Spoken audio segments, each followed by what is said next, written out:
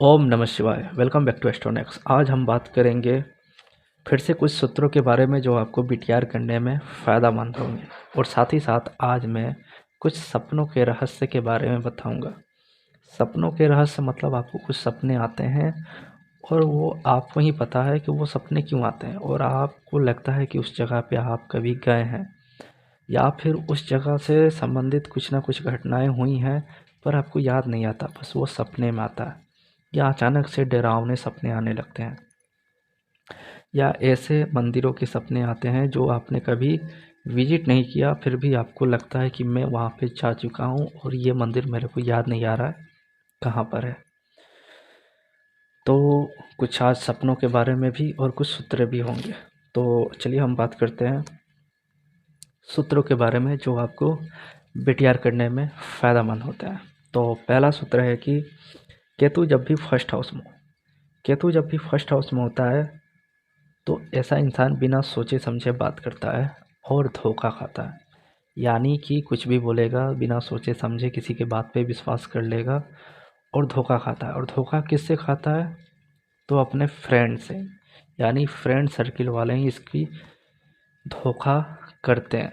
Ketu first, ऐसे जातक के जो दोस्त होते हैं वो इनसे सारा चीज़ ले लेते हैं, ज्ञान हो या पैसा हो या कुछ भी हो, और इनको अकेला छोड़ चले जाते हैं और ये लास्ट में रोते मिलते हैं। तो केतु फर्स्ट वाले दूसरे पे बहुत ज़्यादा विश्वास कर लेते हैं और बाद में धोखा खाते हैं। तो आप केतु फर्स्ट यदि आपका है या आपके क्लाइंट का है तो उनको बता दीजिए कि आप जल्दी किसी पे विश्वास ना करें, नहीं तो आपको धोखा मिल सकता है। और ख़ासकर दोस्तों से, जो आपके नज़दीकी हैं वही आपको धोखा देंगे। यानी कि केतु फर्स्ट वाले को बहुत ज़्यादा धोखा मिलता है।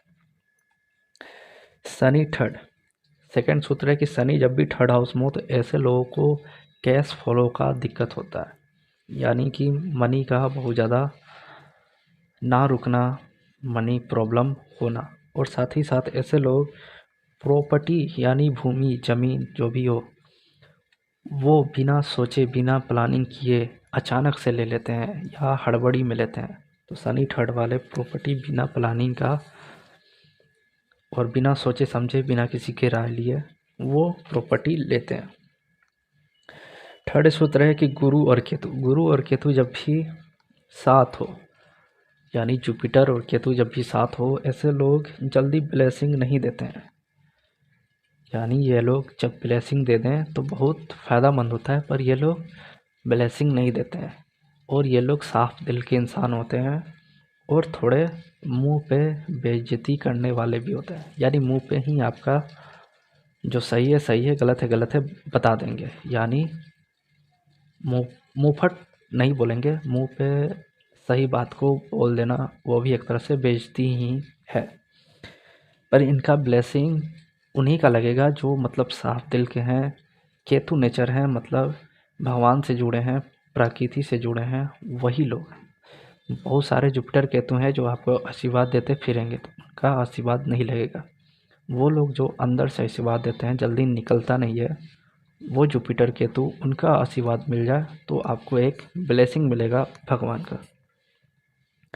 चंद्र यदि सेकंड हाउस में हो चंद्र यदि सेकंड हाउस में हो तो ऐसे में देखा गया है कि इनका जन्म जो होता है वो first floor, second floor, third floor पे होगा। यानी ग्राउंड फ्लोर पे नहीं होता, सेकंड फ्लोर पे होता है।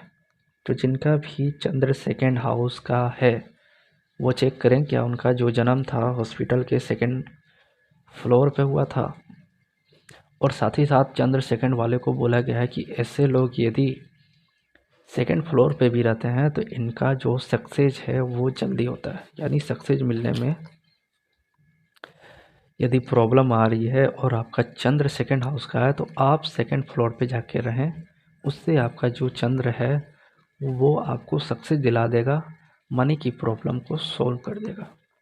मून थर्ड हाउस बोला गया है जितना पढ़ाई करता है उतने पिता को कष्ट आएगा, तबीयत खराब होगी और उनका फाइनेंशियली प्रॉब्लम क्रिएट होगा।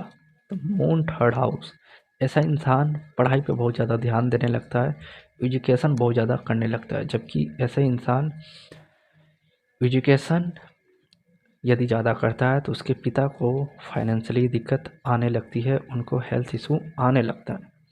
तो यहाँ पर आप पे मून थर्ड हाउस वाले को बोले कि वो घर से दूर जाकर करें, मतलब बाहर जाकर पढ़ाई करें। उससे उनके पिता का तबीयत और फाइनेंशियली प्रॉब्लम में नहीं आएगा। मून 8, मून जब भी 8वें घर में हो तो ऐसे में बोला गया है कि जितना पढ़ाई करते जाता है माता के लिए वो तरसता जाता है या माता पुत्र के लिए तरसती जाती है। यानी कि हो सकता है मून 8 वाला ज़्यादा पढ़ाई करने लगे, ग्रेजुएशन के बाद हायर एजुकेशन जो होने लगते हैं वो पढ़ाई यदि वो करता है तो माता का तबीयत या तो ख़राब होगा या माता से दूर चला जाएगा, माता से उसका मुलाकात नहीं हो पाएगा और हो सकता है माता को हेल्थ इशू भी आने लगे। तो मून 8 वाले जितना पढ़ाई करेगा उतने माता के लिए तरसेगा। केतु 8, केतु जब भी 8वें घर में हो या फिर राहु 3rd में हो और केतु 9th में हो तो ऐसे जातक जिसका भी केतु 8 हो, केतु 9 हो या राहु 3rd हो, इनको सपने आता है कि कोई पड़ोस का आदमी निकल लिया। यानी कि इनको सपने में दिख जाएगा कोई आस पड़ोस का कोई व्यक्ति चल बसा और जब वो जगेगा तो पता चलेगा सच में वो चल बसा। यानी ऐसा संकेत आता है कि इनको सपने में ही दिख जाता है कि ऐसी कुछ घटना रात में हुई। तो केतु 8 और केतु 9 वाले चेक करें, क्या ऐसी कुछ घटनाएं आपके साथ हुई हैं, क्या आपने कुछ एहसास किया है, तो वो कमेंट में लिखें। नेक्स्ट सूत्र है कि मून 12th हाउस, मून जब भी 12th हाउस में हो तो ऐसे लोग रोज़ सपना देखते हैं और रोज़ सपने को स्टोरी की तरह सुनाते हैं कि वो अपने सपने में यहाँ पर गए, इनसे मिला, इनसे बात किया, उनका चेहरा देखा, थोड़ा धुंधला था पर वो दिख रहा था, समझ में नहीं आ रहा था वो कौन है। मतलब वो पूरी स्टोरी में सुनाते हैं अपने सपने को, इतना बारीक से याद रहता है मून 12th हाउस वाले को। यानी एक एक सपने को एक एक लाइन के हिसाब से उतार देंगे मून 12th हाउस वाले। शनि राहु 1st हाउस, शनि राहु जब भी 1st हाउस में हो तो इनको ऐसे सपने आते हैं जो इनको लगता है कि किसी नदी में है या समुद्र में है, बड़ा नदी है, वहाँ पर ये नाव में फंसे हुए हैं या फिर ये नाव पे बैठे हैं और बहुत बड़ा तूफान आया हुआ है, बिजली चमक रही है और अचानक से देखते हैं कि कोई हंस रहा है और कटा हुआ गला दिखता है, सर दिखता है और वो हंस रहा है और पानी मांग रहा है। और फिर ये देखते हैं कि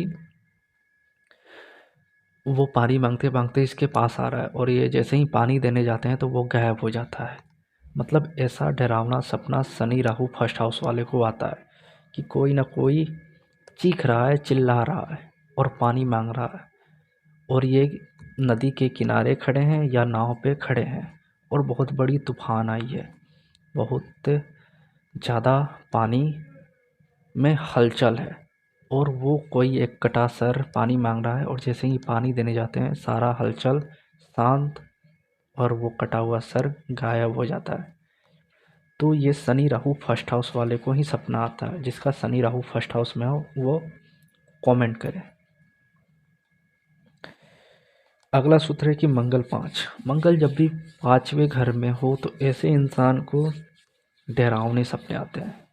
यानी कि इनको अजीब गजीब सपने आते हैं, डरावने से सपने आते हैं, ये सपने में डर जाते हैं, भूत वाले सपने भी हो सकते हैं और इनको बहुत ज़्यादा सपनों में डर लगता है या डरावने सपने का एहसास होता है। शनि चंद्र 12, शनि चंद्र जब भी 12 में हो इनको सपने आता है, लगता है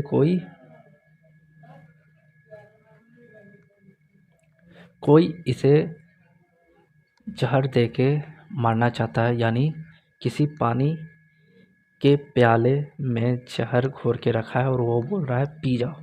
तो कोई ना कोई शनि चंद्र जिसका 12th हाउस हो उसको ये सपना आता है कि उसको कोई ना कोई पानी दे रहा है और वो पानी जहरीला है और विष वाला है, विष से युक्त है और वो प्याला उसे पिलाया जा रहा है।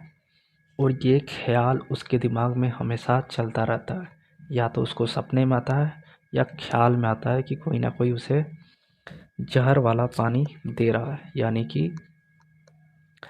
पास्ट लाइफ से ये कहीं ना कहीं कनेक्ट हो रहा है। ये जो भी मैं सपने की बात कर रहा हूँ ये कहीं ना कहीं पास्ट लाइफ से कनेक्शन है।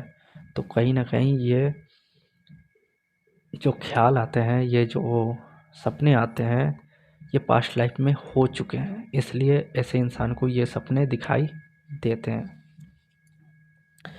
नेक्स्ट सोच रहे हैं कि शनि चंद्र मंगल जब भी साथ हो, शनि चंद्र और मंगल जब भी साथ होते हैं ऐसे जातक को जलने का, यानी अग्नि में जल रहा है और मर रहा है ऐसा सपना दिखता है। कोई ना कोई जल रहा है, कोई ना कोई मर रहा है, क्योंकि पास्ट लाइफ में ऐसे जातक को जल के मरा होगा या फिर उसे जलाया गया होगा। तो शनि चंद्र मंगल जब भी 12th हाउस में हो तो इनको जलने का सपना, अग्नि में आग से जलने का सपना दिखता है, आग में जल के मरने का सपना दिखता है। तो आप ये नोट करें कि शनि चंद्र मंगल वाले जिस भी जातक का 12th हाउस में ये ग्रह बैठे हैं, क्या उनको ऐसे सपने आते हैं कि वो या तो खुद जल रहा है या किसी और को देख रहा है कि जलते हुए वो मर रहा है और वो डर जाता है, क्योंकि ये जो कनेक्शन है ये पास्ट लाइफ से कनेक्ट हो रहे हैं। और आप चेक करें कि क्या आपके साथ ऐसी घटना हो रही है यदि ये ग्रह 12th हाउस से कनेक्ट हो रहे हैं तो। नेक्स्ट सूत्र है कि राहु जब भी 12th हाउस में हो, राहु जब भी 12th हाउस में हो तो ऐसे लोगों को सपने में सांप दिखता है, यानी ऐसे लोगों को सपने में सांप के सपने बहुत आते हैं, सांप बहुत ज़्यादा दिखते हैं और वो सांप से डरते भी हैं। तो राहु 12th हाउस जिनका भी हो उनको सपने में सांप दिखते हैं। एक और सूत्र है कि राहु यदि 5वें घर में हो तो ऐसे लोग को भी सांप बहुत दिखते हैं और सांप के छोटे छोटे बच्चे भी इनको दिखते हैं, जो या तो इनको काटने के लिए आ रहे हों या फिर वो अपने में खेल रहे हों। क्योंकि राहु 5 ये दिखाता है कि आपने सांपों को मारा था, सांप के बच्चे को मारा था, जिसके कारण ये सपने आपको दिख रहे हैं। ये एक अलग मैटर है, इस पर मैं बताऊंगा राहु 5 वाले क्यों 3 मिसकैरेज बोला गया है और क्यों इस सपने में सांप दिखते हैं, क्यों ये प्रॉब्लम आता है। क्योंकि ये पास्ट लाइफ से बच्चों का कनेक्शन है जो कि आपको बच्चे होने में प्रॉब्लम दे रहा है और पास्ट लाइफ में सांपों के बच्चों को मारा था आपने, इसलिए ये प्रॉब्लम आता है। नेक्स्ट सूत्र है कि बुध जब भी 12वें घर में हो, बुध यदि 12वें घर में हो तो ऐसे लोगों को ऐसे पुराने मंदिर दिखते हैं जो कभी विजिट नहीं किया, वहाँ पे ये लोग चले जाते हैं, वहाँ पे इनको एहसास होता है कि ये मंदिर ये पहले आए हैं, पर ये सब सपने में हो रहा है।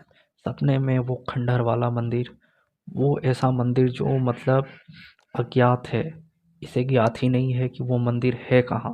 वो प्राचीन मंदिर है, पहाड़ों पर है और वो वहाँ पे कभी भी नहीं गए हैं।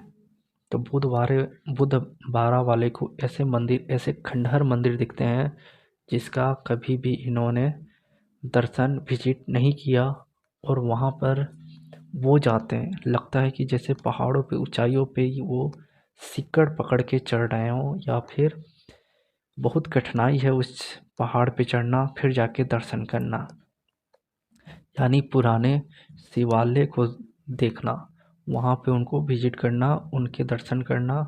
मंदिर जो सीढ़ी वाले मंदिर है, बहुत ऊंचाई वाले मंदिर है, उस मंदिर पे वो चढ़ते हैं और ज़्यादातर शिवालय मंदिर भी देखते हैं बुध 12 वाले और शिव जी के जल चढ़ाते हुए या फिर सीढ़ियों पे जल लेके चढ़ते हुए वो बुध 12 वाले को सपने आते हैं।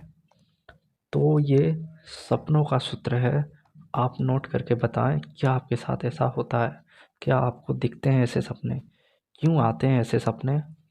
ये आपको मैंने बता दिया। अब आप कमेंट करके बताएं कि क्या ऐसा आपके साथ होता है।